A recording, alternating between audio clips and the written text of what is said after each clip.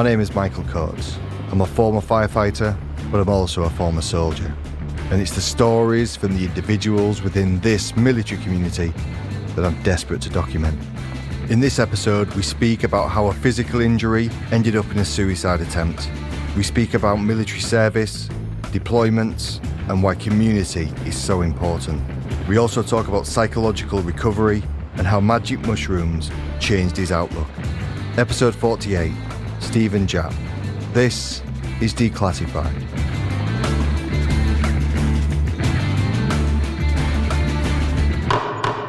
Childhood was relatively pain-free, considering being born with ginger hair.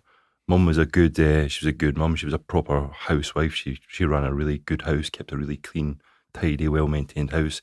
Dad was the main breadwinner. He was involved in the sort of the oil and gas industry. We grew up in a place called Falkirk, so it was not far away from a big BP oil refinery. So he was employed there throughout his whole sort of the early stages of his career. So he was the main breadwinner. He was home sort of 50% of the time, away 50% of the time. So a lot of the time it was just me and my mum. So I wasn't a mummy's boy by any stretch of the imagination, but she looked after me most of the time. And when you say away, for what period of time was he away? Sometimes it would be, weekends away, sometimes it would be months away, but as he progressed in his career, the further afield he started to get sent. So he started to then work in France. He then went and lived in France. Him and my mum eventually separated due to that move because he was working in France full time. And from France, he then went all over the world, to Indonesia, South Africa. He lived all over the world. So yeah. When did the separation happen? It was roughly, I was about 14 or 15 year old, roughly the time we built a house, which brings its own stresses and its own strifes. But he was trying to build it remotely. I think he was working in South Africa at the time, and the thing was just not going according to plan. And it gave them so many problems. And my mum was just a little old housewife trying to do the best she could with a bunch of hairy arse builders sort of knocking around. So that caused a whole host of problems. So the marriage eventually broke down. So and he just lived out the rest of his days in France. He still came home. We still had a relationship and stuff. But it was just me and my mum from when we were around 14, 15.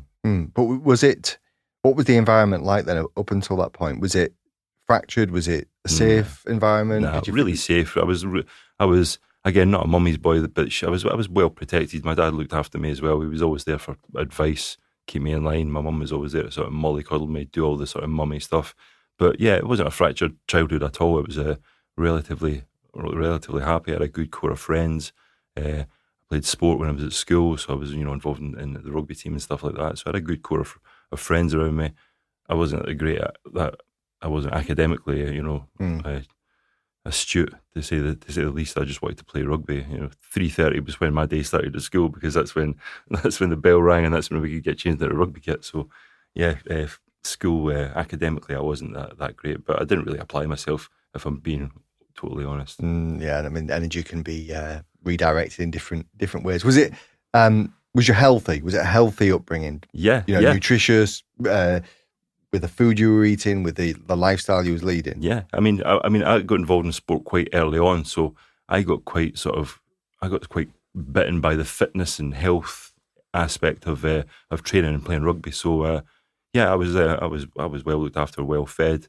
My parents did a lot for me when I think back at it. Now, even when I refer to like I wasn't academically that gifted, they made allowances for that when I was at school. I had a mathematics teacher that used to come in and see me after school. I had a history teacher as well, just to try and bump my grades up a little bit because, like I say, with the best intentions, as soon as the school bell rang, I just could not focus, could not apply myself the way that I should have been able to. Was there stresses in life? Was there financial stresses? Was there bullying? Was there anything like that? Nah, there was a tiny little bit of bullying when I was at school. Again, it goes back to the red hair thing. But there was a little bit of bullying. It didn't last long, to be honest. It was, and classically, my dad dealt with it in the only way he could. I remember getting chased home from school one time by a group of guys that were all wanting to beat me up. And I met my dad, who was walking down towards school with a dog. And he just saw me in an angry mob chasing me back up the road. And he was like, "What's going on?" And I said, they want to beat me up. And he about turned me and he walked me back down there. And he made me fight three of the tough guys out of the hole. He made me stand there and fight all three of them. And I was like, right, okay, that's that dealt with. So that was how my Friday afternoon ended one afternoon. Yeah, a square go with three of the kids, the school bullies. But But the enormous amount of backing that you had having your old man in the corner, yeah, mate, I battered all three of them. So, Was he a good role model to you? yeah. He was across the board. I couldn't have asked for a better father, to be honest. He was always there. From a young age, he was always there. And even when I was growing up, even when I was a grown man, and he was working all over the world, he was always there at the end of a phone, always, mate. And when he wasn't able to, he would make allowances or he'd do something. He was always able to communicate with me in one way, shape, or form. He really. I think he was conscious of the fact that he made a life for himself working abroad, so he made that choice to work away from his family. So I think he sort of then felt a little bit empowered to sort of maintain that relationship and work hard at that relationship to maintain it at a distance, if you know what I mean. What a nice bloke. Yeah. Good, a genuinely good bloke. I see a lot of the traits that I have in me now. I see in him, or I did see in him. His temper was one of them. He was notorious for having again, I was never on the receiving end of it. He never raised a hand to me in my life, but he had a real short temper, like 0 to 100 in like a split second. And I had that. I still have it a little bit, but nowhere near as bad as I used to have. I think the past few years I've learned to get in check with your emotions and deal with them and manage them a lot better than just flying off the handle. Do you see other traits that you had in your parents and values and things like that? Do you see that now? The more you reflect and you understand. As I'm getting older, again, it was. I often reflect to myself if I'm questioning things. I was like, what would my old man do in this situation? I still say it to this day. Like, how would my old man figure this? How would he square this circle? And so I do see a lot of. And looking back now, as he got older, again, that temper thing, he got rid of that, and he very, very quickly became a far more empathetic, far more sort of forgiving, embracing sort of person. And I think working abroad as well, it affected him because you have a language barrier that you have to overcome. So you need to be a lot more deliberate the way you speak. You have to be a lot more engaging in the way you communicate. So I think that's where he got that real sort of. He sort of got a second wind in his life when he moved to France. He became like a sort of like a semi-retired party animal. He became like the life and soul of most office parties. I think they always have like a big annual carnival in France in Dunkirk where he stayed, and his house was right on the promenade, right on the beach, and he had quite a big gaff, and it was a focal point for bagpipe playing and all sorts of nonsense. But yeah, was he Scottish as well? Did he have a broad accent? Yeah. He was a big typical. The only thing he was missing was the ginger hair and the ginger beard. He was a big barrel-chested, big, just a big jock, just a big lovable guy. Yeah. He would have suited just a big one of those CU Jimmy hats with the red hair and the beard because he was just classically just a big happy friendly dude. You did A levels and then went to uni. Yeah, I went to uni for 2 years. You said you weren't academic earlier on, but what? I wasn't really, but it got to the stage that when you leave school, people start asking you questions like, what do you want to do now? And I thought to myself, well, that's a pretty good question. I probably should have asked myself that 4 or 5 years ago. But so I quickly had to think on my feet and think, so, what can I turn my hand to? What would I like to do? What would I want to do? And again, still being had my toe firmly in the sort of health and fitness aspect of life. Started learning a lot more about nutrition and training, all that sort of thing. So I looked at doing that as a sort of profession. So I went to Strathclyde University for 2 years and studied sports and exercise science, which when I told my father I was going to uni to study health and fitness, he was like, why don't you not get a real job, son? He looked at one of those job prospects that you just get a raised eyebrow from. But it was what I wanted to do, and I liked the idea of maybe being in tracksuit for the rest of my working career. So so I followed that path for 2 years. And again, it wasn't particularly challenging, but again, it wasn't particularly rewarding. It was one of those things. I found university was going to be a case of, if you want to benefit from this and you want to gain from this, you have to commit 4 to 6 years of your time in your life to really get a fundamental knowledge and grounding and understanding to be able to take that into the working world. And again, looking at me and my my academic qualifications and abilities, I was like, if I'm going to have to apply myself for 6 years, it's a big gamble because I don't know if I've got the endurance for 6 years of this, 6 years of academia. It was a bit of a big task. So that's when I started looking at, right, I like being fit, I like health and fitness. What else could I do? what other avenues would be available to me, and that's when I thought about the military. Somebody said to me, why don't you join the military as a fitness, a physical training instructor?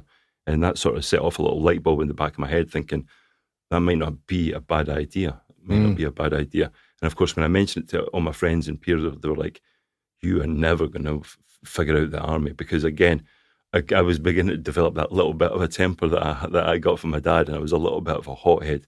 And all my friends were like, there is no way you're going to be able to tolerate somebody shouting and swearing at you, telling you what to do, when to do it, and for how long. And but for some reason, I thought to myself, I don't think so. I think I would be able to. I think I'd fit right in, to be honest. I mean, I was still quite young, but I thought I was mature for my years. So I thought, all that shouting and swearing that you imagine from army training, I thought I would just be able to look beyond that and look past that and look at the sort of the long game, what the end state would be. And it turned out to be the case. I fitted into the military really, really well. So you were 21 when you joined. Yeah. In 2001. What was the difference then? So you joined. Was you the oldest? Was you like middle? I think there was one other guy who was younger than me by a couple of years, but essentially I was the oldest dude by far. There was a majority of them were 16, 17-year-olds. It was a culture shock. Yeah, it was a real culture shock. But again, having that little bit of more maturity, having a little bit more life experience, again, it set me up for a lot more success, because the shock of capture, of the first couple of weeks of being in military training wasn't as profound, or I didn't notice it as much as the kids left and right of me did, because, the second or third night there, and there's a queue of people with like their letter that they've written I want to leave. So, but again, I think I fitted in quite well. But I knew what to expect, to be honest. And like I say, being a couple of years older, I think it just that little bit more level of maturity to just see beyond the shouting and the swearing. Had you lived away at uni? No, I lived at home. So you still lived at home? Yeah, because I was from Falkirk to Glasgow. It was only 20-25 minutes on the train, so I used to commute. So it was still the first time away from home, prolonged? Yeah. And then, what did you join? So I joined the Argyll and Southern Highlanders, which is one of the 5 Scottish infantry battalions. In the amalgamation in 2006, it became 5 Scots. But when I joined, it was the Argyll and Southern Highlanders. Well, why the infantry? Again, it was something I figured I'd turn my hand to. Before I joined that, I was in the Royal Marines briefly, and I badly injured my back, sort of like week 6, week 8, I think it was. And because it was a lower back injury, I was told I was going to be sort of confined to camp until it was effectively managed, because they obviously had a duty of care to look after me. So the prospect of sitting in Limpston for 6 months, being 500 miles away from my home and my family, it was quite a daunting task. So I decided to leave there and then, and if I wanted to come back and try again, I would do so.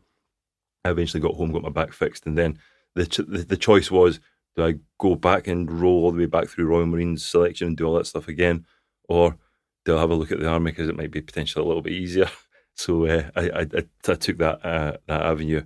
But when in the military careers office, when they heard that I'd been and done this, they were like, this shouldn't be a problem for you. So I was pretty much sort of fast tracked down the line, and it didn't take long, to be honest. I think it took 2 or 3 months to get me in the door. So past training, where did you got to your regiment? Or battalion, sorry. So I joined them in Belfast for the last year and a half of a 3-year tour. So they were the resident infantry battalion based in Hollywood Barracks. So again, it was they were the public order battalion. So all the public order incidents, all the riots, all that sort of jazz, we got heavily involved in. So it was just a year and a half of public order training. There was that ops cycle. So you did a month worth of guard, a month's worth of training, then a month's worth of being on operational deployment down at a camp called Girdwood, right in the middle of Belfast city centre. So it was the first year and a half of my career. So there wasn't a great deal else to do, because when you were in Belfast, you were quite sort of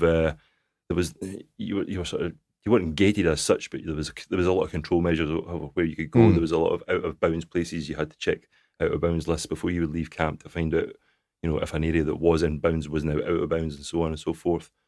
A lot of guys, started relationships with chicks over there. Some of them turned out to be, not as legitimate as they first made out. And there was a couple of incidents where, there was couple of security compromises through, guys just saying the wrong things to the wrong females who then know the wrong people. And The job role itself, though, for a young, strong man who'd been playing rugby for years, that sounds like a good it role was. to have. I mean, I think when you first do the pre-deployment training before you get to Belfast, you do all the public order stuff. It's actually quite a good laugh, and it's definitely a different experience being in a baseline in North Belfast with people throwing petrol bombs at you and spitting at you. It was interesting, but not, again, oddly enough, but not enjoyable. It was actually quite a good time. Quite a good time. You went to Iraq 2003, to Telic 2, so it was after the war. It was kind of like I suppose the clean-up or the whatever you want to call it. Enjoy that? Not really. It wasn't a good. I mean, by this time we'd left Belfast and we'd moved to Canterbury. We'd now joined part of 16 Air Assault Brigade. So there was us, 2 para, 3 para, and 1 Royal Irish that made up 16 Air Assault Brigade. And from the sort of taskings then sort of disseminated down. So the more capable battalions got the better jobs. Maybe they considered the less capable or the less well established battalions got the less Gucci jobs, for want of a better word. So I think we went out there and we were training the ICDC, which is the Iraqi Civil Defence Force, and it was basically taking these guys who just did not have a clue what they were doing, did not want to be there. Somebody just giving them a uniform, a baseball cap, and an AK-47, and then you were trying to teach them just the real most low-level basics of camp security, searching people, vehicle searching, challenging people. It was just to try and fundamentally set the conditions for them to re-establish some sort of infrastructure in the country with regards to security forces and how they were governing themselves. Because I think at the time it was probably still is such a corrupt country. But that was our glamorous tasking, was to train these guys. So you came back from Iraq. Then, I mean, speaking before, you went to Bosnia in 2005. Yeah, we had a real strange task. Again, I don't know where this came from. It was everyone looked left and right and went, what's going on? Well, so we went to Bosnia and did a 6-month tour there. Again, it was just our battalion based in Banja Luka, a metal factory. Company groups scattered all over the country, and a lot of it was aimed at a lot of low-level sort of organised crime stuff that was going on in Bosnia at the time. It was a real strange task. And it was nobody could really get their head around why we were going and what the fundamentals of the actual tasking was. But like I say, there was a lot of low-level crime, a lot of illegal logging was going on. And I remember when we were hearing this going, we surely can't be deploying for 6 months to go and tackle a bunch of illegal Bosnian lumberjacks that are dealing in sort of, contraband timber. But thankfully I wasn't there too long. I think I did 2 or 3 months, and I was coming back because I had a bunch of career courses that I'd managed to jack up back to back to back. So I'd managed to arrange it so I did my NCO's CARA. Then 2 weeks later than that, there was a pre-junior Brecon course started. I got myself loaded onto that, and if I passed the pre-junior course, I was going straight up to junior Brecon. So within that summer, I managed to get myself back from Bosnia, and within that summer, I went from private soldier to qualified full screw in the space of almost 1 summer. Oh, right, so junior Brecon as a career course. Yeah. You go to the Brecon Beacons, and you go to the infantry, is it a battle school? Yeah, the there? infantry battle school in Brecon. And then that's where you do an arduous and fairly long it's career long. development course. It's long. It's split into 2 halves. So it's the first half is skill at arms, which is 12 weeks long, where you're learning how to give recruits weapons lessons, teaching them all the different weapon systems, all the safety points, all the do's, all the don'ts. So you do that for 12 weeks, and then the next 12 weeks is a tactics phase, which is pretty much, as the name suggests, it's out in the field pretty much Monday to Thursday night, all week, doing all your teaching. All the teaching phases got phased out from the classroom, so all the teaching gets done in the field. So yeah, it's a long old course. So I think I started that in July, and then I eventually got home in November. So it's a long old time. That is. Was you good? Was you a good soldier? Yeah, but this time I was beginning to grow into myself as a soldier, because the first year and a half when I joined the battalion, fortunately we were in Belfast and we weren't doing much, but I managed to blow out one of the ligaments in my knee, so I was sidelined for the first sort of year and a half, because I hit the battalion with I hit the ground running. I had quite a good report from training and whatnot, and And yet, no sooner had I landed than I blew out one of the ligaments in my knee. So that sidelined me for about 1.5 years. So I found myself in what's considered one of the most, one of the most disrespected jobs in any battalion, which was the regimental police. So Oh, yeah, so I got, because I couldn't do anything. I had to get an operation on my knee, so I got sidelined with the caveat that you were promoted to lance corporal. And I was like, brilliant, but I'm one of the most hated guys in the battalion. So yeah, so the onus was on me to get out, get myself fit, get myself promoted, and get myself out of that job. So, but yeah, so I really applied myself, and yeah, by the end of junior Brecon, I was pretty competent and pretty capable. I'm ready to go. You know, I was speaking to my brother the other day about the 90s and doing Bosnias. When he did a couple of Bosnias in the 90s, and he was saying, "I was drinking Stella every night," and it was, you know, I put loads of weight on, and it was like carnage in Bosnia. And he mentioned Bosnia 2005, and we also mentioned the kind of 2000 tours where it was dry and it was arduous, and you went into a you know, quite a volatile situation. You went to Afghan in 2007. Yeah. What was the role there? We were Kabul Force Protection Group, so there's a main camp that was based in just on the outskirts of Kabul along the Jalalabad Road called Camp Suter, and it's sort of backed onto Kabul International Airport. So that was the main camp where the Force Protection Group was based. It was always a company group, so we took over from. It was 4-2 Commando. I forget the company group, but we took over from them for a 6-month tour of Kabul. And like the name suggests, you're essentially the force protection. So it's a lot of sedentary, a lot of, you know, rudimentary patrols, a lot of, you know, in the city. Yeah, in the city and the surrounding areas of the city. But Kabul itself is quite a built up, so it's quite a concentrated city. So you were really restricted as to where you could go, and a lot of the patrols were mounted, so you were mounted in vehicles. So a lot of it you were restricted as to what you could do. So. But the intention was to just establish and maintain as a big enough footprint as possible in and around the city. So yeah, that was the job. Again, it wasn't that glamorous. It was if you weren't on guard, you were training. If you weren't training, you were on patrol. So it was the cycle was pretty basic, to be honest. Yeah, It was dangerous.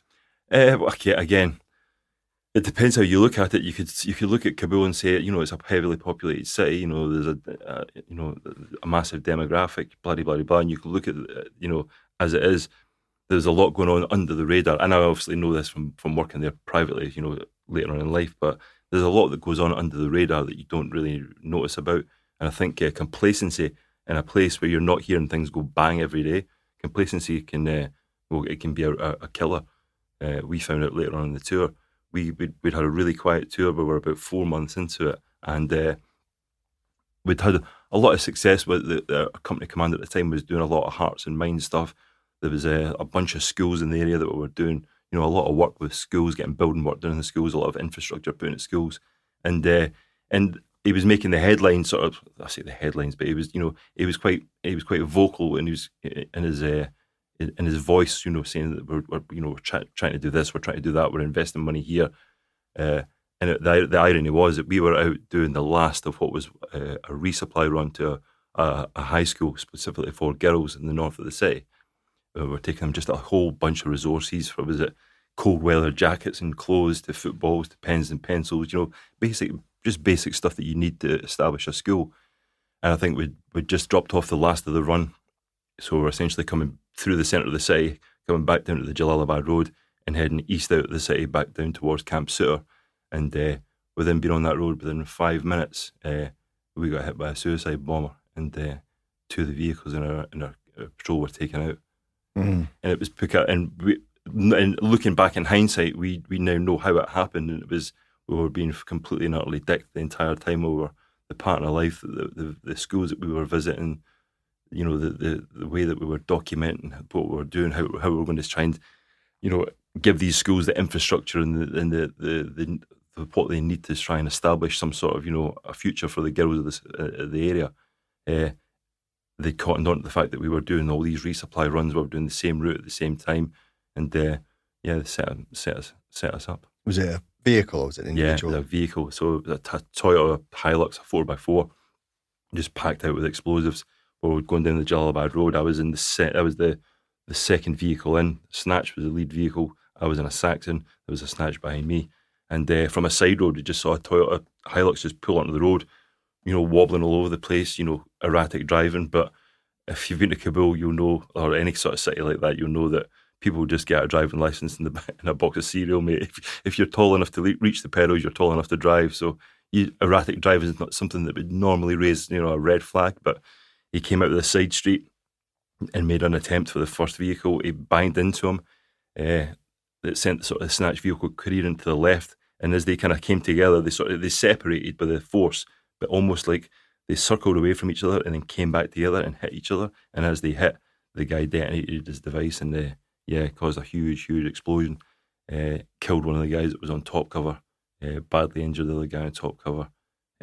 When we say top cover, you mean you're in the back of the vehicle, poking out the standing top up, with a rifle, out a hatch, rifle. No protection, no armour protection, nothing like that. So, and it was we were eventually found post mortem what had happened to him, and actually he'd been hit underneath the armour line on his Osprey body armour.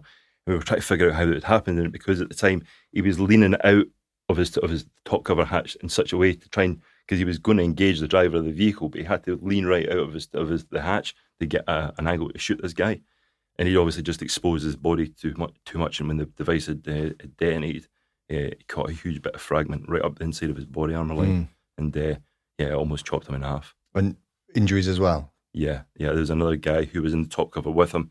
He had really, really bad blast injuries to his face. He got a huge big bit of shrapnel through his hand that almost separated sort of down in between his thumb, his ring finger and his middle finger, almost separated right down at the sort of the cuff.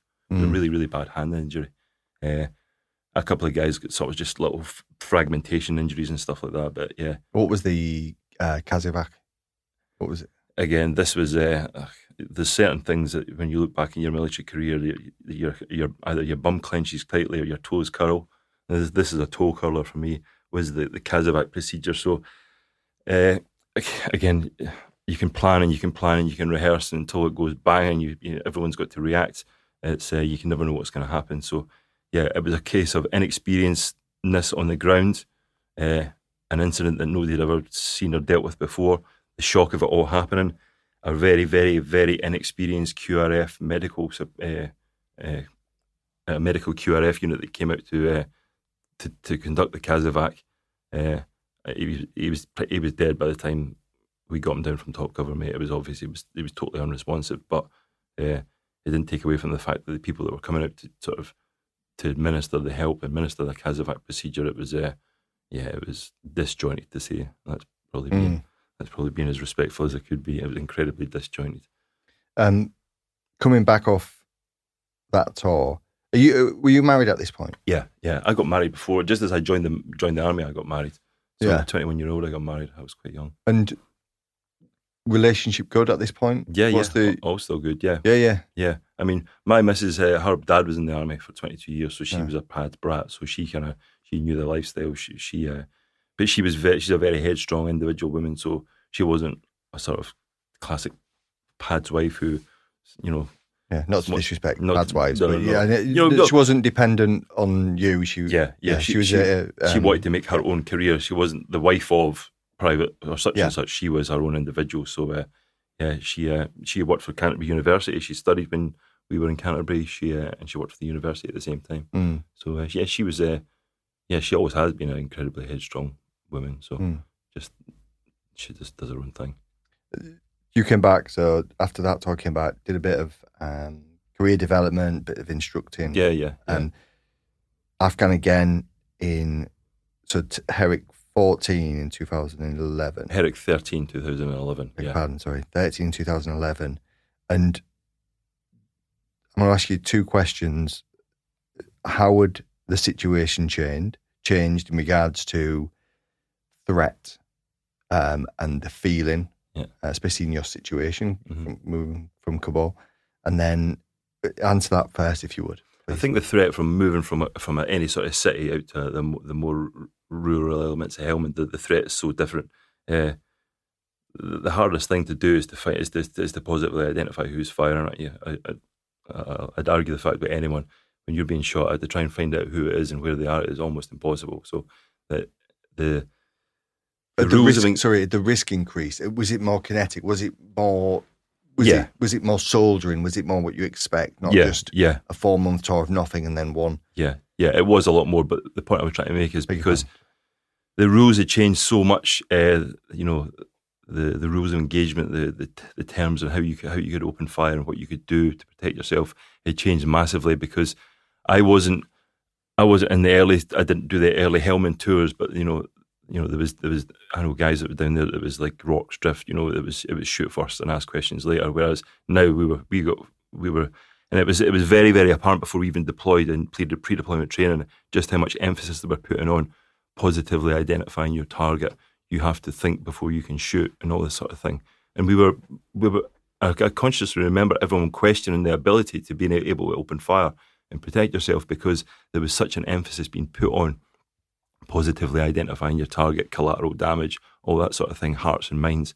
I think the US commander was General McChrystal at the time. I think it was McChrystal, and he was a massive counterinsurgency, scholar, and he was coming up with the sort of the mainframe as to how we were going to do this counterinsurgency ops, and it was all about winning over the hearts and minds of the population. Which I 100% agree, but when those terms and conditions are stopping you from protecting yourself and protecting those around you when you're being shot at, it sounded like a tough deal. Do you know what I mean? You're being sent out there to go into patrol, to dominate the ground, to have an influence over the people of that area.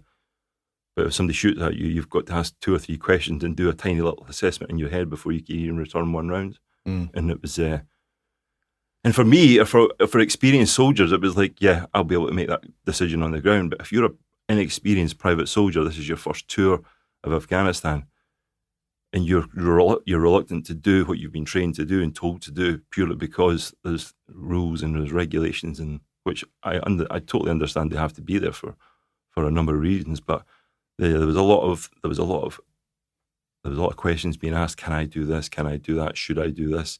And it's such a negative attitude to have going out on the ground. You should be going out on the ground, completely capable in your own ability and what you're able to do. It was strange. The situation had definitely changed. You had to be a lot more careful. Even dropping ordnance, you had to go all the way back through 3 or 4 different radio systems back to Bastion to get a 2-star general's authorization to drop ordnance or fire mortars, or everything took so much longer. And in the space of a contact which can last from seconds to minutes, when you're trying to get clearance to drop ordnance or to do anything, and it's just time wasted. Had you lost trust in it, or did you still trust, or was it been affected? Was the leadership been affected? Was the communication? So I think commanders to a certain level felt a little bit confined, a little bit. I think the higher level commanders felt their hands were tied slightly, because they're essentially making the pivotal decisions. The junior commanders are the sort of the cold face of the kinetic activity. You can't second guess their decision making, because if you're at the point of contact, your decision making or the decisions you make have to be the right ones. You can't second guess your own questions. But I think the higher echelons of command were they felt their hands were tied slightly. I know my boss did as well. Because when we went out there on Herrick 13, we had an ITV film crew come with us as well. Geraint and Vincent came out with us for a couple of stints, and he was very, very conscious of it as well. And I remember him speaking to our company commander about it, about how he felt that your hands were being tied slightly. Commanders were having to sit on their hands, and they could be less effective in the battle and less effective in what they wanted to do, purely because the ROE and the authorization or the clearance required to do anything or to drop anything was there was 3 or 4 extra hoops to jump through.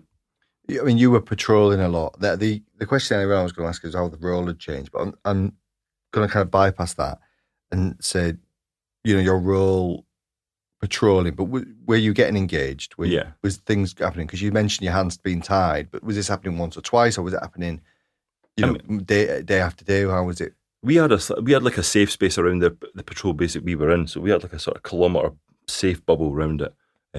But there was a village to the north of us called Saidabad Calais. It was roughly about a kilometre as the crow flies, and that was a hotbed. That was always the first area we would ever be shot at from. So there was a few operations that we would put in place to try and prompt a little bit of activity out there. And this is one way that the role had changed, and you could actively plan a kinetic operation, and you could actually go and action it, and there would be the resources in the back end to do it. For instance, a task that we did quite often was called Op Archer. So this village that I'm talking about, Saidabad Calais, within small arms range of it was about 300 metres, there was a big prominent wadi that used to go across this big irrigation field. And if you got to that wadi, you could expect to get shot at within 1 or 2 minutes. And it was usually always the case. So we started doing these operations that it was either my call sign or another call sign who was nicknamed the Tethered Goat.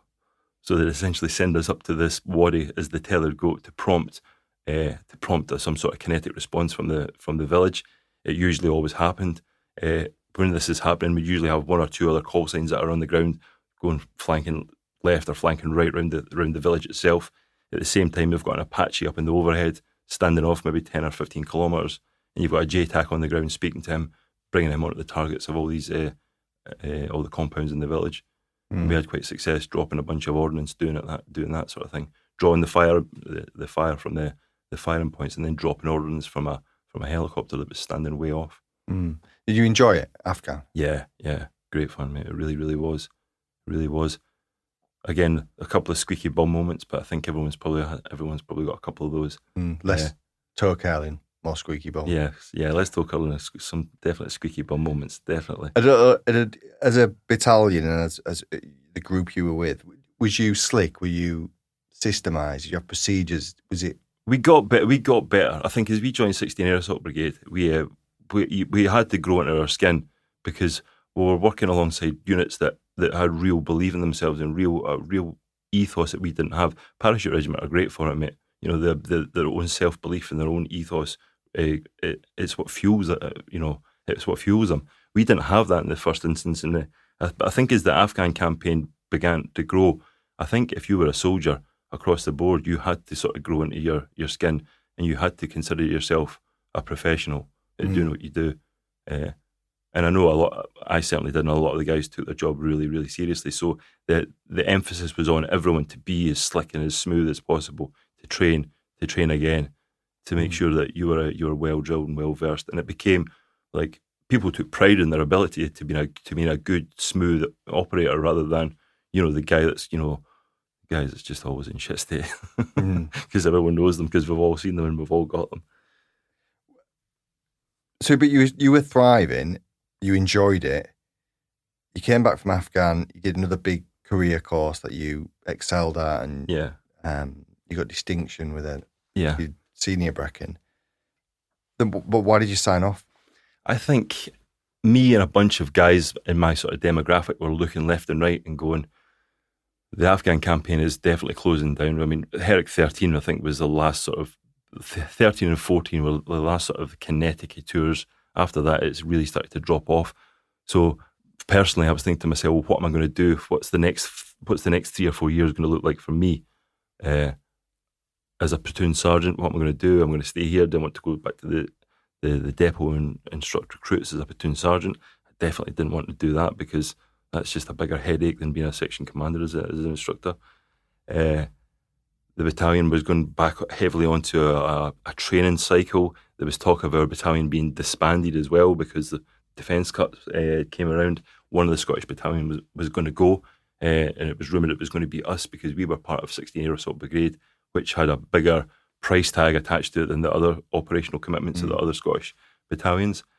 So everyone, the sort of the jungle drums were rumbling in the distance, and I'm thinking to myself, do I want to jump or be pushed? I thought I'd rather jump. So, I'd always I've been thinking about doing something else in the CP world. Sort of, it opened itself up to me. I mean, it was something I thought I'd be able to do. I'd be able to turn my hand at. I'd always been quite good at tactics. I'd always been close protection. Yeah. I'd always been. I considered myself a good operator.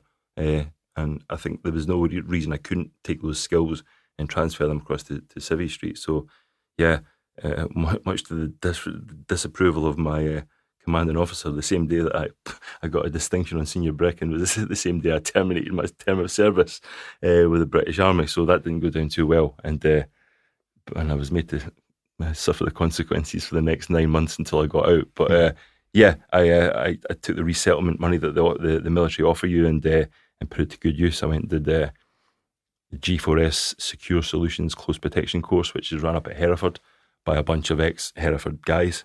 Really, really good course, 4 weeks course.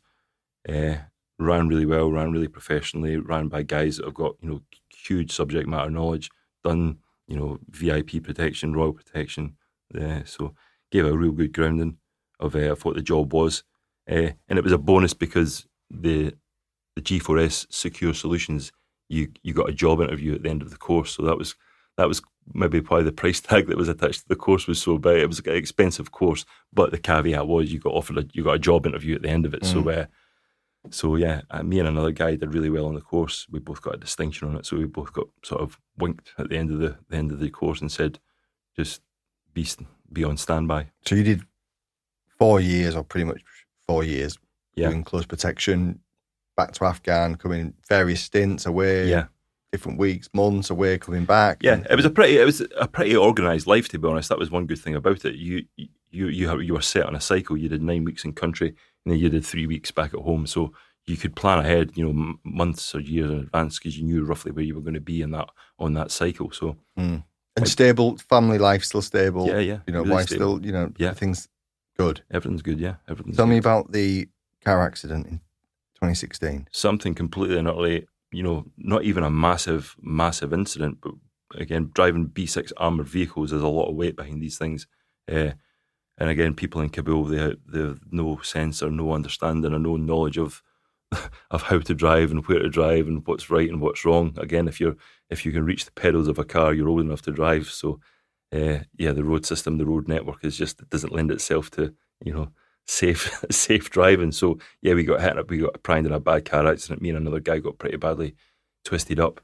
So I got they have a rule. You have 72 hours from declaring yourself unfit to declare yourself fit again, because you're in a country that's, it's a high threat. This country, your job as a CP guy, you're not just a CP operator. When you're back in the camp, you're part of the QRF for the camp defence and all that sort of thing. So they need to have people in place to have an operational commitment. You need to have X amount of operators on the ground. So you've got 3 days to produce yourself fit for work again, or they send you home. It's a company as well, is it? Yeah. A for-profit. Yeah, exactly. Company. It's not a charity. It's a very profitable company as well. So yeah, you're a number. If you're not fit, then you need to leave. And so what did you do with your back? I turned out eventually through a process of elimination and months and thousands of pounds of scans, I got 2 herniated discs in my lumbar spine, my L4 and my L5, are both herniated. There's a fracture in one of them as well. So yeah, I've got pretty compounded back injuries, and it sidelined me for a long time. And all right, I had the added benefit of G4S. They send you home on a slightly reduced salary, and that sort of acts as your insurance money to keep you ticking over, so you can pay for your bills and all the monthly outgoings. But you're sort of the onus is on yourself to get yourself back up and running, back in fully fitness. If you want your job back, the onus is firmly on you. So I tried everything I could to get myself back into working order, but I don't know if it's just I must just come from really bad peasant stock and put together badly. Injuries have plagued me my entire life, mate, all through the military as well. I've always had something wrong with me.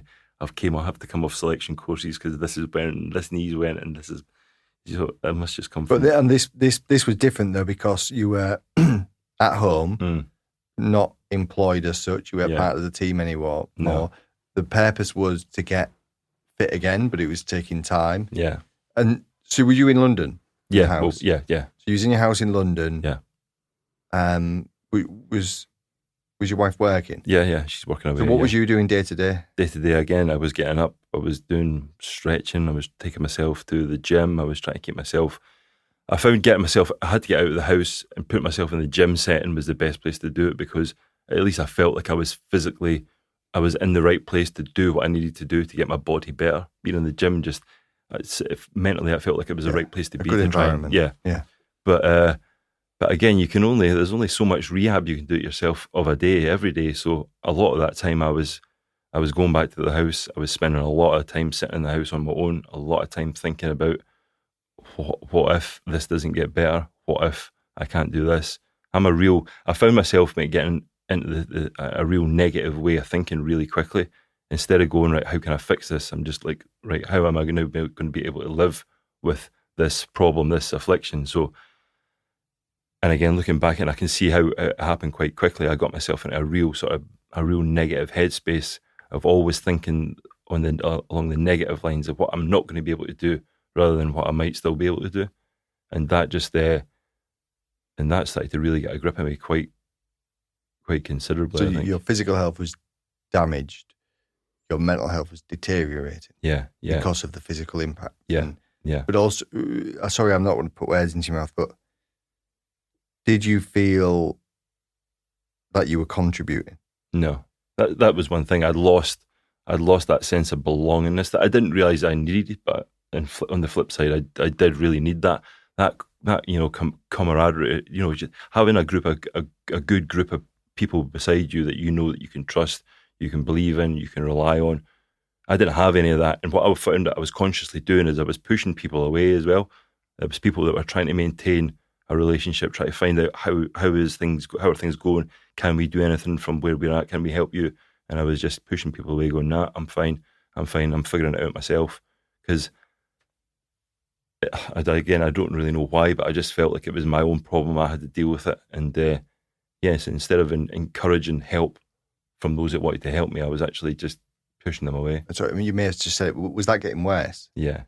Was it spiralling? Yeah. And becoming a bigger issue? Again, and I was noticing that my temper was getting out of control. I'm so quick to just snap, because a lot of it was just sheer frustration more than anything else. Sheer frustration that I had the job that I wanted. Everything was, the wheels were in motion. All I had to do was just keep doing what I was doing, and life would have been good.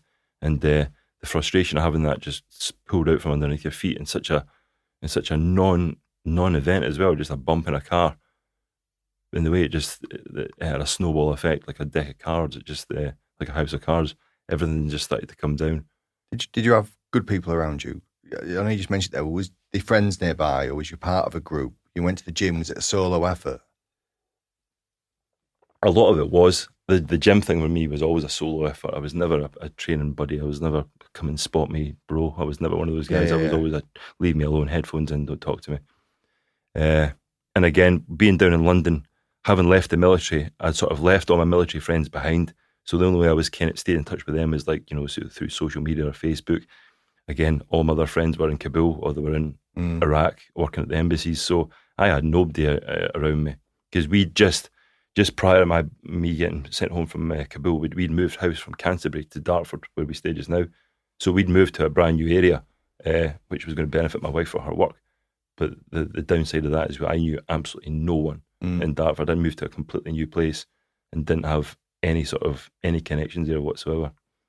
It's almost a perfect storm, really, for deteriorating psychologically. Yeah. And I've said this before on here. When I left the military, and I was younger than you when I left, but I left and then immediately joined a rugby league club. Yeah. So I had it back again. Yeah. Two of my best mates now are those guys then. And I had that team, I had that. Yeah. The contact, physical contact. I had all that aggression outlet. I had banter, all that kind of good stuff. And you pay lip service to it, but see, when you don't have it, it means so much. It's so fundamentally important. Looking back now, maybe if I hadn't pushed away all the people that were trying to just, I mean, they weren't being overt in their help with me. They were just, if you need to talk, I'm here. Just giving you sort of the lowest level of encouragement. But I was here and completely different. I was like, I don't need your help. I don't want your help. I'll figure this out myself. And I knew I was doing it, because I was really beginning to start thinking really, really negatively. And I think I remember doing it. There was a conscious moment where I thought to myself, you know what, if this doesn't get any better, I'll just fucking kill myself. And when I said it, I remember thinking it, I was like, it's a pretty profound thing to say, but I never ever considered it as an option, but I was getting so tired, mate, and it's just, and I can see what I was doing to everyone else, and that was bothering me as well, because that was just so unpleasant to be around me. I was trying to figure a way out of a hole that I was digging myself further and further into, and there was just no way out of it. There was a job options came off for me here and there, a couple of, you know, get rich quick schemes in Dubai and doing some training jobs. And I took a bit of a risk trying to take this job, thinking it would pay off, and it didn't pay off. And again, that was, you know, the shock of that not coming off sent me even further down to down the pit that I was in. And it got to a stage, mate, I had no other options left. By this time, my missus is pretty much done with me. I just put her through the ringer in so many different ways, mate, emotionally. Just, you know, I'm so much of an effort to be around, or I was so much of an effort to be around. It was like, it was energy draining for her to just even be in my company. Did you feel less of a man? Yeah, definitely less of a man, and angry for it as well, and maybe taking it out on her a lot. She's never physically, but mate, it's a real bad tongue, you know, a real sharp tongue, as my woman used to say. A real sharp tongue, come out with some real nasty, some real venomous, really hurtful things. Not meaning it, just in the spur of an argument, just completely fly off the handle, mate. Completely irrational behaviour. Summer 2018. Can you talk about the suicide attempt? Yeah, it was a long time coming. I'd given myself a couple of times before. I think to myself, give it another week. And then the irony was that I did it on a Sunday, and the Monday, the day after, I was meant to be going back and starting a new job back in the prison service. And I knew that I just didn't want to go back and do that. I just knew that Sunday was going to be the day. It was going to be the day. So the day beforehand, I was working. I used to run the security at a big nightclub in Greenwich. A really sort of, you know, a big 4,000, 5,000 capacity nightclub. It's open for 12 hours. A real strong drug culture runs through the whole club. So again, you're searching people all the time. You finish the work with like a pocket full of pills every night. And I remember consciously keeping a handful of them aside, not putting them in the amnesty box, and saying, I'm going to keep hold of these because I'm going to need these, you know, tomorrow afternoon, tomorrow evening, whenever it is, just to get me into a happy place. I was planning it that far in advance that I knew that night I went to work, I needed to sort of get a couple of those just to put me in a happy place for the following day, just to get me in a bit more of a relaxed state, so I could do what by now I have every single intention of doing. So I came home from work that morning about 7 o'clock in the morning. I think Cassie was out at the time. She was doing her own thing, trying to stay away from me. And I was banging around the house like a bear with a sore head for a couple of hours. She eventually came back in. And by this time I knew in my head that I was going to do it. And I was sort of almost like sort of showing off in front of her, like almost goading her a little bit, going, are you sure you don't want to talk to me? Are you sure we don't want to sort this out? Because you might not get another chance. You know what? I was being really spiteful in the way that I was talking to her. Threatening. Yeah, almost. Yeah, because she didn't know what my intentions were, but I had it. I knew what they were quite clearly. So yeah, she eventually left. She's like, I can't deal with you. I'm leaving. Just do what you want. Just do your thing. And that was me. That was a green light. I think that was my last ditch effort. I think I was wanting her to grab a hold of me and do something, say, you know, stop. But I pushed her so far away from me, mate. There was no way she was going to do that. She was just like, please just get away from me. Please just give me space. You need your space. I need my space. Just leave me alone. So I thought, this is the best time. So I made all the preparations, took myself into the spare room, barricaded myself into the spare room, wrote a letter, very, very cold and to the point. I think it was something like, it was very, very clinical. It was something like, my name is Stephen Japp. I'm 37 years old. And for me, this is 37 years too many, or something like that. Then I just went into a bit of a sort of rant as to, you know, what should happen to the house. Cassie, she should be all right. Everything goes to her. It was very sort of cold and to the point. It was, I'm me. I no longer have a desire to be here. My wife gets everything to make sure she's okay. And I just signed off. I wrote my best mate, Greg. I text him. I text another one of my mates, just apologising for not being, because I'm really shit at staying in touch with people, really bad at it. And I think I just sent them an apology text to say, I'm sorry I've not been in touch, I'm really bad at it. I do apologise. You're a good friend. And signed off, mate. And yeah, took a couple of tablets to get myself in a happy place, gave it half an hour. And then I got the sharpest implement that I could find, mate, and made a real attempt to end my own life. And in the process, turned the spare bedroom into a horror show. A horror show. It looked like a scene out of a Saw movie. Made a real mess. And the worst thing about it is, I didn't see it through. And the worst thing is that she had to come and she found me. She knew something had happened. She could hear music on in the room or whatever, and she knew something was going on. I wasn't responding, so she ended up breaking down the door, and she found me lying in the bed, and it just claret everywhere. Was you conscious? Or? No, I was unconscious at the time. Or was you on your way out? Yeah. But I mean, I'm a real hoarder, and I've had a real bad trait. I'm a bit of a military hoarder. So in my bedside cabinet, I've got some real nondescript things that you just have no purpose having in your bedside cabinet. A cat tourniquet is one of them. Don't ask me why. But credit to Cassie, she went and she grabbed that. She put a tourniquet around my arm. She tried to stop the blood flow. She got the ambulance around there. Paramedics came in.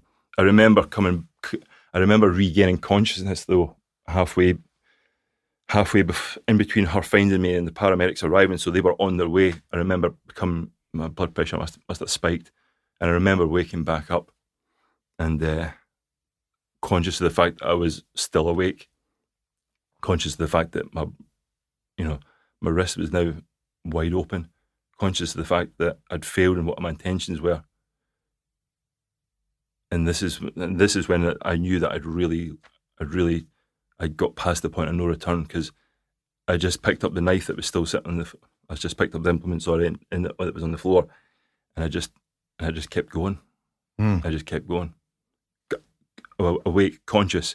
With the paramedic and... No, they weren't here. They were still on their way. But the fact... Cassie there? Yeah, she was there. Was she trying to stop? Yeah.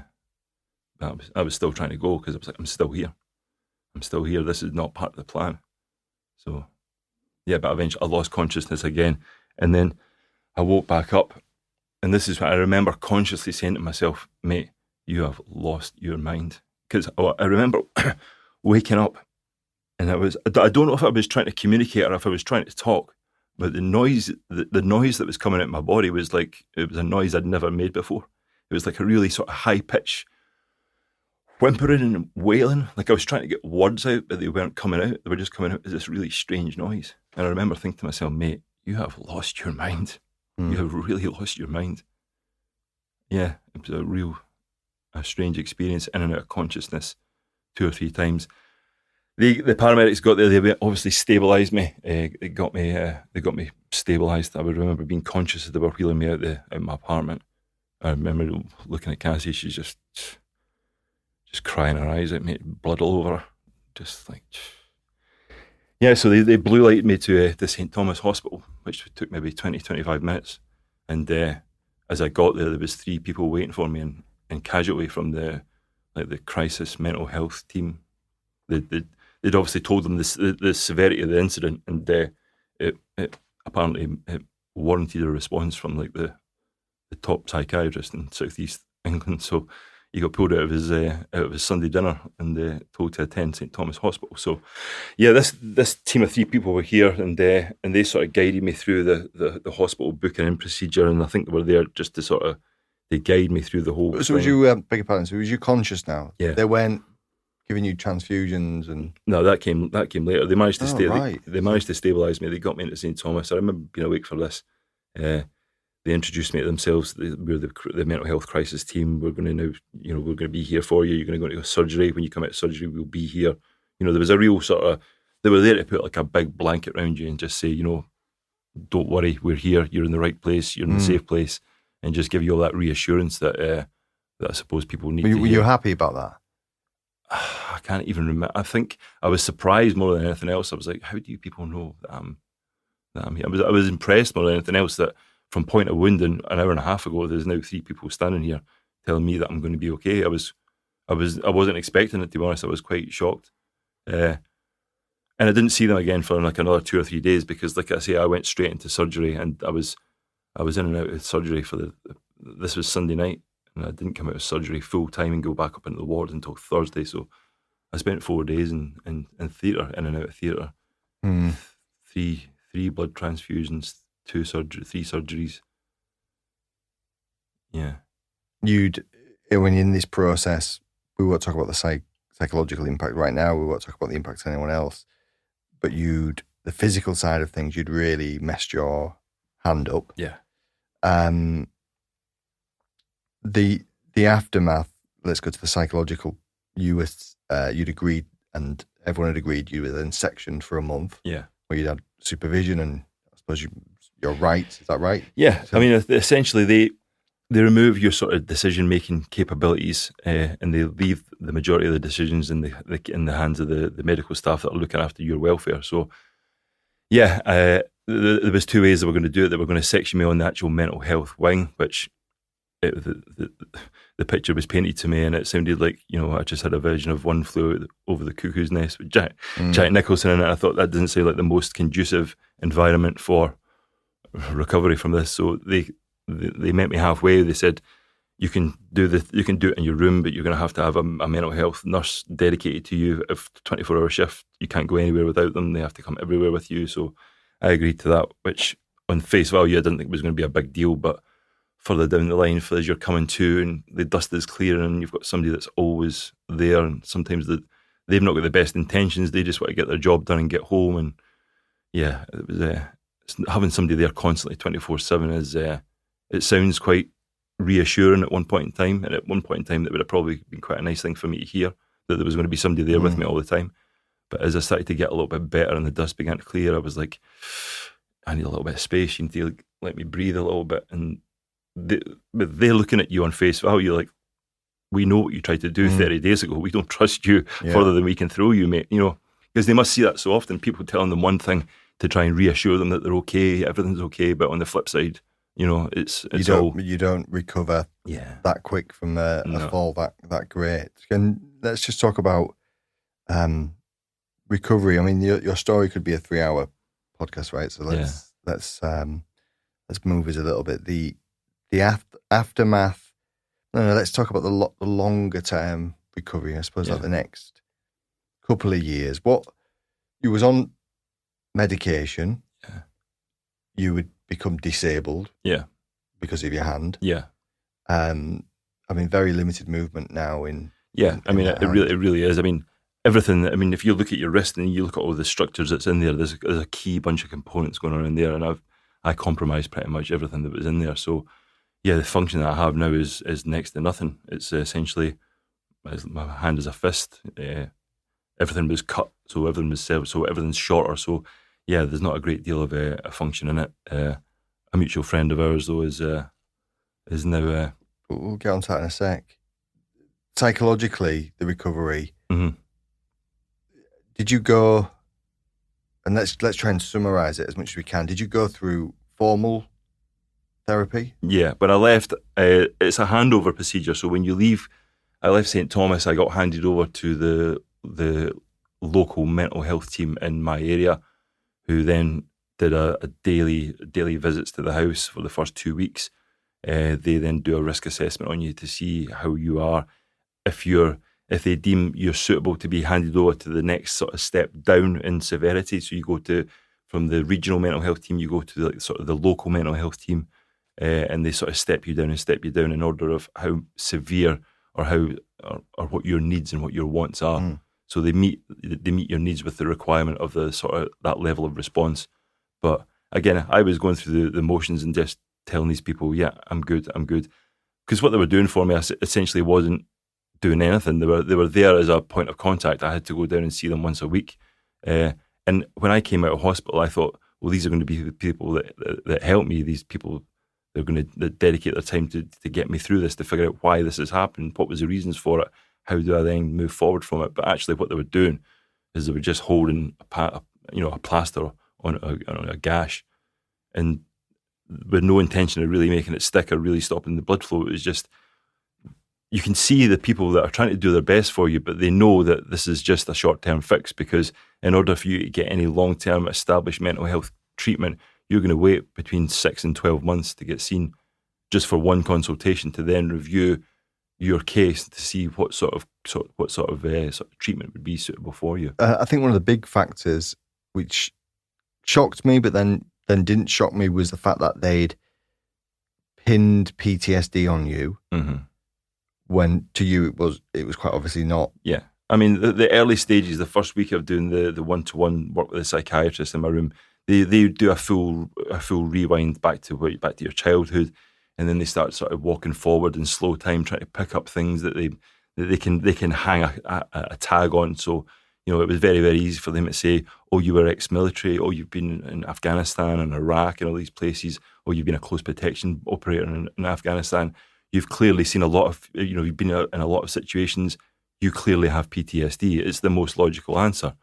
And I'm thinking to myself, well, I don't fundamentally agree with that whatsoever. The time I had in the army was nothing but a positive time. I would go back to Afghanistan in a heartbeat. I really, really thrived in that environment, really thrived in it. What they were telling me, to them, sounded logical, and it sounded like 1,001 other stories that I'd heard of somebody who'd left the military, and walked in the same path that I've been, and been just tarred with the same PTSD brush as everyone else. And I fundamentally didn't agree with that. I don't think that was the case at all. You did a lot of, you're an intelligent man, and you are astute, and you research, and you did this in the, I suppose, your own self-recovery, self-compassion. I don't think it was self-medication, no, but it was certainly, you were doing things to try and make the situation better. You were on the rise again. Yeah. I mean, I looked at myself a couple of times and I could see what was happening to me. The medication that they had me on for the best part of a year now, I was beginning to notice little strange quirks and little strange neuroses in my behaviour. My short-term memory was being impacted. I was also going to mention it before we came on here. Sometimes I can be holding a conversation, a subject that I know all about, know back to front, I know all my P's and Q's, and I'll be telling you about it, quite the thing, and suddenly I'll lose my train of thought, and it'll take me 5-10 seconds to rewind and go, right, what was I saying? And to get myself back on track. And I noticed that happening a lot in the early state, like I said, 6 months into this heavily prescribed sort of stint of recovery. You know, there was the antipsychotic medication, there was antidepressants, there was sleeping tablets, there was anti-anxiety medication. They tried me on a bunch of things. Problem is, I'm quite tolerant to a lot of medication, so things would work for maybe a week and then they wouldn't, and I'd raise a complaint about it and they'd try and change it. So they bounced me about off of 10 plus medications, and all have left their little lasting effect on me to a greater or lesser extent. Some of them haven't, but and I noticed that in the first few sort of 6 to 12 months. So I was conscious that I didn't want to take these anymore. They weren't doing what I thought they should have been doing. I thought, if I have a clear head and a clear perspective, rather than a sort of, just that glass effect over my eyes, if I had a clear perspective, I can figure out what's happened, why it happened, what now, where now, and try and take baby steps forward. But I wanted to do it clear-minded, or not clear-minded, but I needed to get all the medication that I'd been recommended and told that would help. I had to get that out of my system and start it from afresh.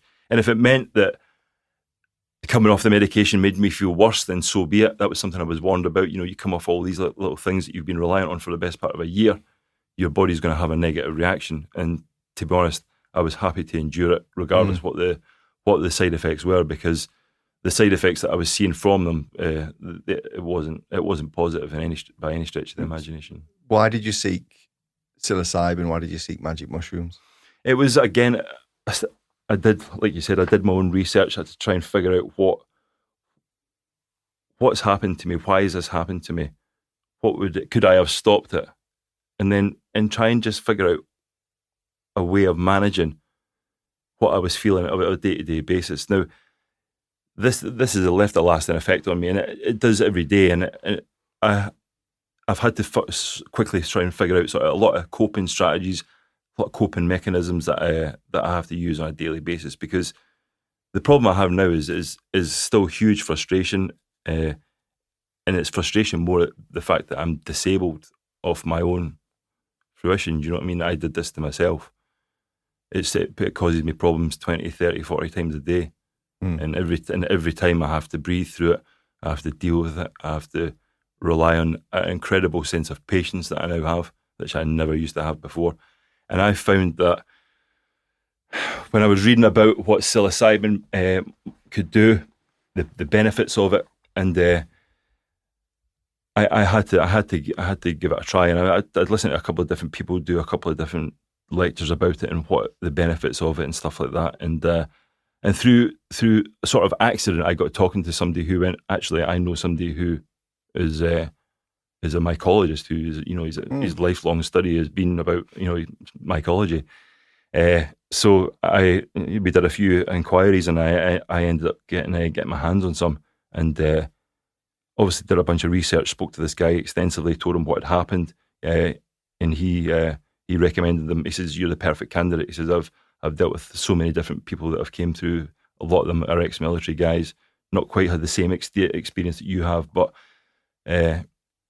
everything was positive. All the experiences I'd heard or read of, they were all positive. So I was at the stage where I was willing to try anything else. I mean, I had never been a drug guy in my life. I'd been in the army all my life and never took drugs. I had a real strong anti-drugs policy.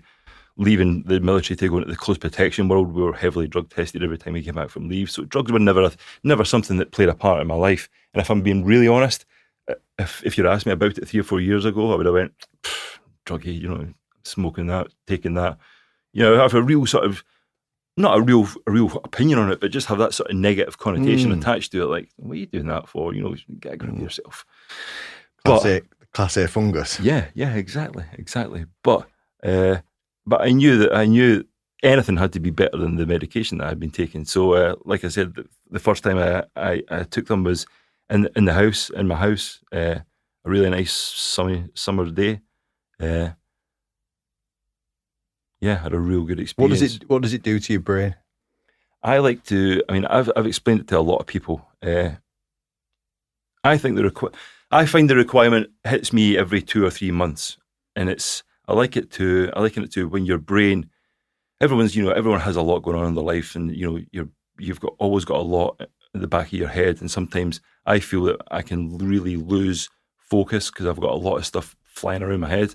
So I liken it to it rinses out my brain. If my brain's a sponge, a waterlogged sponge, waterlogged with anxiety, waterlogged with problems and queries and little niggles and health problems, and I find that psilocybin acts like it just wrings out that sponge. It just wrings all the problems, all the issues, all the anxieties, all the niggling fears.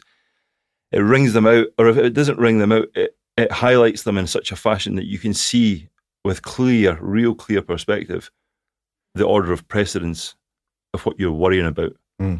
If you've got a real something, you've got a deadline to meet, or you've got something that's looming in the near future, and you're worrying about it. It just gives you the ability to sort of just take a step back and just sort of almost like reorganize it in front of yourself and just get a clearer perspective as to how you need to move forward, what needs to happen, when it needs to happen. It paints things in a real clear perspective, mate, and also I find it gives you a huge sense of empathy, which doesn't sound like anything, but when you're dealing with certain issues and certain problems, having an enhanced level of empathy, I've found over the past couple of years, has changed who I am. I've went from being quite an aggressive, sort of hot-headed, typical jock, who would go from zero 0 to 60, you know, in no time whatsoever. I now find myself being a far more humble, a far more empathetic guy. I think before I speak. I always think about the person I'm talking to, what sort of day they're having, what's going on in their life. Think about their perspective and their emotions when I speak to somebody. I think it makes you a far better communicator. You can engage with people a lot more holistically. You can really get to know somebody a lot better through one of those experiences, because it just unlocks a part of you that maybe subconsciously we all keep locked up for whatever reason. It accesses another part of your brain that I didn't knew exist. And we're not advocating going down and getting your hands on magic mushrooms or any of the psychedelic. If go to the Keith Abraham podcast and talk about heroic, go and investigate and do your research and look at heroic hearts. But it is something that needs addressing, and it's, these podcasts are here to declassify stigmas and if it is around in our attempt to declassify drugs policy and what's going on here. I suppose the next step for you was employment. You then went and worked for Asda. Yeah. But I mean, it's a big step. Huge step, yeah. I mean, the main problem I had is I knew I got to the stage now. I was in my own mind, I was better. I'd gotten over the worst of it. I'd figured out what had went wrong. I'd figured out what I'd done to myself. I'd figured out a way of coping with the disability that I've got. I found a way of coping with the frustration and the anxiety that being disabled causes me. And the next hurdle I had to get over was asking somebody for a job, which for me wasn't a big deal, but I was going for a job as the delivery driver. So first and foremost, you have to be able to drive. And I'd never been behind the wheel of a car for the best part of a year because I wasn't sure if I was going to be able to drive safely. Thankfully, I was. But the first thing that they obviously do is they put you through a driving assessment. So the guy's there scrutinising your driving ability, and he saw that I've got maybe a slightly different method of changing gear. So he's obviously went, you've got a bit of a issue going on there. So it's one of those things. It's a difficult thing to drop on somebody when you've just met them. What happened to your wrist? To drop that story on them when you've just met them and you're trying to get a job out of somebody is a lot. So, and it still is, dropping that sort of knowledge on somebody, telling them you tried to take your own life in a really, really deliberate and really quite violent way. Everyone sort of takes a step back and sort of raises an eyebrow. But again, that was something I just had to get on with and swallow and just almost accept it and own it, rather than being embarrassed about what I've done and try and hide away from it. I think that I found that just made the problem worse. The best way to deal with it is to completely own it and tell everyone exactly what had happened and not shy away from it, and to really just to live it, because denying what I've done is not helping anything. So it's living with it and living with the problems that it gives me is the best way to deal with it. So from the suicide attempt to becoming employed again. And getting up day to day and getting out and working, that was 2 years. Yeah. You then came over to us. Yeah. So you work with us now. You're an amazing team member, mate. Really integral. Thank you, mate. You've been with us just less than a year, and you the values and your empathy and all that stuff you just talked about, your patience and all the rest. It's amazing. This isn't a evaluation. But one thing that came off the back of that is, we are part of a team, a pest control company. Yeah. We employ military veterans, and we have understanding around disability and psychological and trauma issues and all the rest of it. And I was teaching you how to, I was showing you how to do some bed proofing. Yeah. So big bed net, 150 meters away from where we are now. And we was 15 meters up on a cherry picker, and we had a little conversation. I said, I didn't really understand about your hand. Yeah. And I said, let's have a look, show me. And then that night, so Alexandra Craig, who's a top plastic surgeon, done Yeah. more reconstructive operations on the Afghan and Iraq court than anyone else. Yeah. She's amazing. And we've podcasted with her, and she's got her own episode. And I said, oh, go listen to this episode. Go listen to Alex's episode. You know, Cy Harmer, who was episode, I think, 8, he introduced me to Alex. Then we do Alex. And then you figure out that Alex is operating on people like JJ. And then I messaged JJ and said, look, do you think I could contact Alex again? Although we knew each other and I had her number. Yeah. One thing led to another, and then you're down in Southampton and she's assessing you, and you're now going through the process to try and get some function back into the hand. Yeah, I mean, she's I think she's fantastic. She's what a human being. And she does it in such an uncompromising, just sort of blasé way. She's looking at you, just looking at the devastation that I've caused on my arm and wrist, and going, yeah, I could probably do that, and I could probably take a bit from there, and I could probably put it there, and I could get a couple of those, and I could fit that, and But yeah, I mean, it's the most selfless individual, you know. But you can see the determination and the vigor that she has for her job to just help people. She's fantastic, mate. So yeah, she's in the process now. She's done a first round of tests, testing all the nerves to see what nerve function I have, what blood flow function I have. She's just got a couple other tests to do before she can start planning some sort of operation to try and restore. Function is probably going to be more so than feeling, because all my nerves are completely severed and stuff like that. So that's never going to be something that comes back. But I think function, she thinks she's maybe confident she can get a little bit more function in the hand, which would be, to be honest, mate, a complete and utter game changer, because you know as well as I do, I've got little or no movement in it. It's the theoretical equivalent of putting a sock on your left hand and going to work every day. So it's don't get too much function though, because you're saving a fortune in parking rather than the disabled badge. No, it's amazing. Actually, it's this full circle. You know, why we set, you know, myself and Des set the company. Sean, who's our bigger part, Sean was episode 8. Cy was episode 5. You know, Sean coming to the company, does everything he does, and the way he operates, and it gives me time to do the podcast, and then the vision and everything behind what we do. You then bring people in.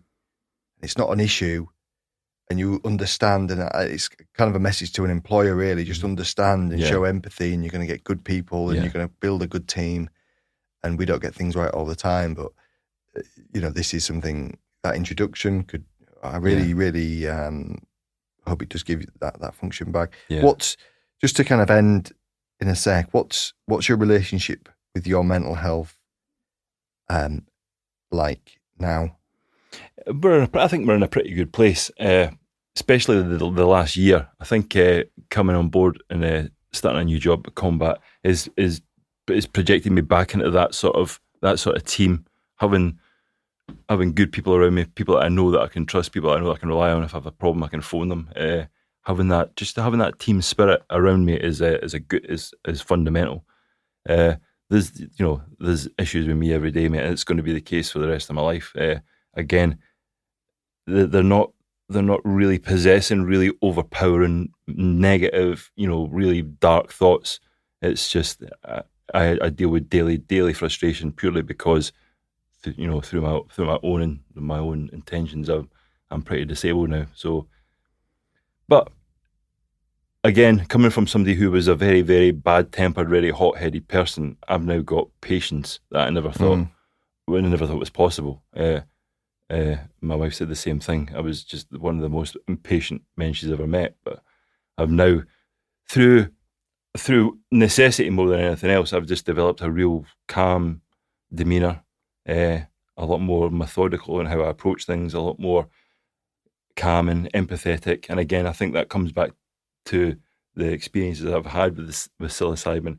It gave me an ability to really explore who I was at the time of injury and who I am now, and what the difference between the two people are, and how I've evolved from that person I was to this person that I am now.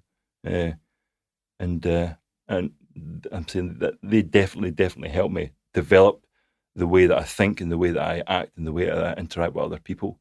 And it goes back to empathy, mate, and being empathetic and being as compassionate with people as possible. I find My old man used to say you get more in life with a smile than you do with a skill. It's pretty accurate. Stephen, thank you so much, and we will leave it there.